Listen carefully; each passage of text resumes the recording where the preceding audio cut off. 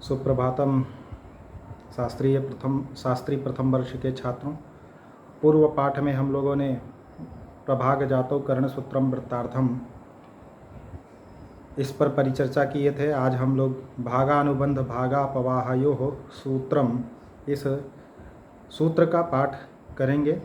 छेदघ्न रूपेषु लवाधनर्णमेकस्य भागाधिको न कश्चित् स्वांसाधिको न खलु यत्र तत्र भागानुबंधे च लवापवाहे तलस्थहारेण हरम निहन्यात् स्वांसाधिकोनेन तु तेन भागान् चेद एकस्य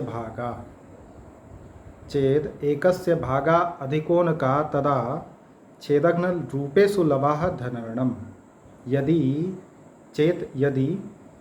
किसी भी संख्या का कोई भी भाग रूप अर्थात पूर्णांक अंश बटे हर के रूप में जोड़ना रूप में अर्थात एक संख्या में एक में जोड़ना या घटाना हो तो पूर्णांक और दूसरी संख्या के गुणनफल में द्वितीय भिन्न संख्या के अंश को ऋण धन के अनुसार घटाने अथवा जोड़ने से अभिष्ट योगांतर होता है।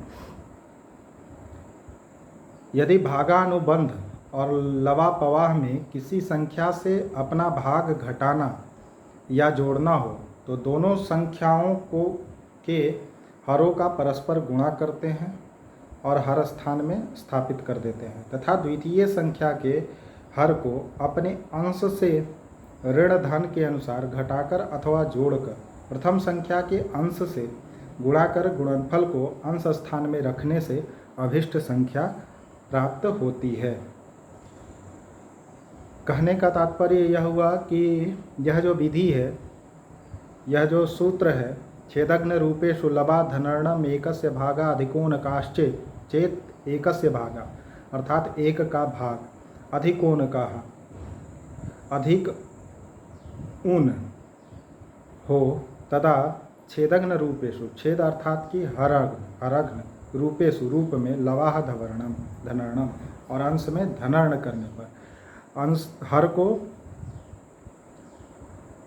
गुणा करने परस्पर गुणा कर हर स्थान में और अंश में जोड़ने पर यत्र खलु स्वांशः स्वस्य अंशः स्वांशः अधिको न यदि अपना अंश अधिक न हो तत्र भागानुबंधे लवापवाहे च तलस्थहारेण तलस्थ अर्थात कि अधः जो नीचे हर है हरम निहन्यात् हर को हर से गुणा कर देते हैं और स्वांसाधिकोने न तो तेन भागान निहन्यात् और उस भाग को परस्पर गुणा करते हैं। उदाहरण के लिए 4 में उसी का 1/3 जोड़ना है तो 4 में यानी कि संख्या 4 धन 1/3 लिखेंगे तो 4 के हर में कोई संख्या नहीं है इसलिए हम हर में एक संख्या मान लेंगे। अब प्रक्रिया यह है कि हर को हर में गुणा करते हैं और अंश को अंश में गुणा करते हैं तो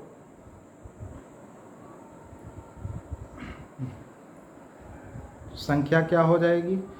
4 में उसी संख्या का अर्थात उसी का 1/3 भाग जोड़ना है तो 4 धन 4/3 होगा तो हर को हर में गुणा करते हैं 3 × 1 गुणनफल आया 3 इसको हर स्थान में स्थापित कर दिए।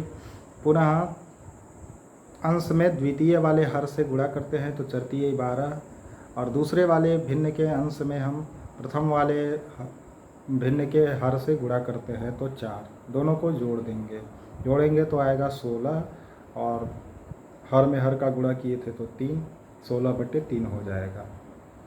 इसी प्रकार से 2/3 में यदि उसी का 2/4 जोड़ना हो तो 2/3 और 2/3 का 2/4 क्या होगा तो 2/3 × 2/4 हो जाएगा 4/12। अब यहाँ 4/12 जो प्राप्त हुआ उसको अगर हम सरलीकरण करें संक्षेप करें तो 1/3 प्राप्त हो जाएगा और इसमें क्या होगा 2/3 धन 1/3। अब यहाँ पर दोनों का हर समान है इसलिए लघुत्तम समापवर्त्य क्या होगा 3 होगा और पुनः जो अंश होगा दोनों भिन्नों का अंश वही होगा, वही संख्या होगी, क्योंकि हर समान है इसलिए अंश भी समान होगा। तो 2 धन 1 3/3।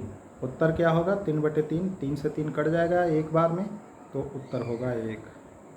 अब इसका जो उदाहरण आचार्य ने कहा है वो सांघ्रि द्वयम त्रयम व्यंघ्रि कीदृग् ब्रूहि सवर्णितम जानस्यंसानुबंधम चेत तथा भागापवाहनम। चेद अंशानुबंधम तथा भागापवाहनम जानासि तदा सांघ्रिद्वयम व्यंघ्रित्रयम सवर्णितम कीदृक् ब्रूहि इति वद।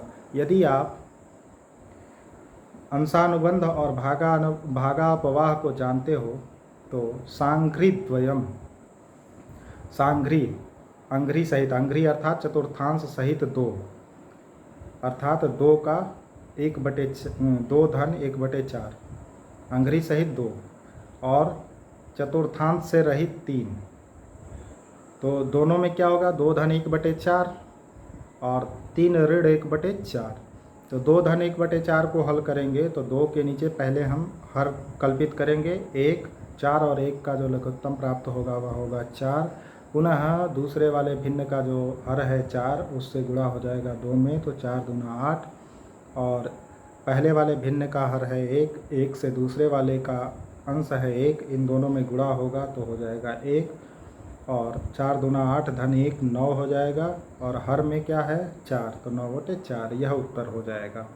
पुनः 3 ऋण 1/4 है, तो 3 के नीचे हम 1 कल्पित करेंगे और 4 1 का लघुत्तम हो जाएगा 4। पुनः 4 से 3 में गुणा हो जाएगा 12, और 1 से 1 में गुणा होगा तो 1, तो 12 ऋण 1/4, 12 में 1 घटाएंगे तो 11/4 प्राप्त हो जाएगा। इस प्रकार से यह भागानुबंध और अंशानुबंध का सूत्र है, और उस पे आधारित उदाहरण भी हमने स्पष्ट किया। एक और उदाहरण इसमें है कि अंघ्रिः स्वत्रयंश युक्तः सनिजदलयुतः कीदृशः कीदृशौ द्वौ त्रयंशौ स्वाष्टांशहीनौ तदनुचरहितौ स्वस्त्रिभिः सप्तभागैः अर्धं स्वाष्टांशहीनं नवभिरथयुतं सप्तमांशैः स्वकीयैः कीदृक् स्यात् ब्रूहि वेत्सि त्वमिह यदि सखेंसानुबंधापवाहौ। इस उदाहरण को आप स्वतः करेंगे बताई हुई विधि के अनुसार। धन्यवाद। मैं समझता हूँ कि आप इस प्रक्रिया को पूर्ण रूप से समझ गए होंगे। यदि कोई संदेह होगा तो आप मेरे व्हाट्सएप नंबर पे जिज्ञासावशात प्रश्न करेंगे। मैं ऐसी अपेक्षा आप लोगों से करता हूँ। धन्यवाद।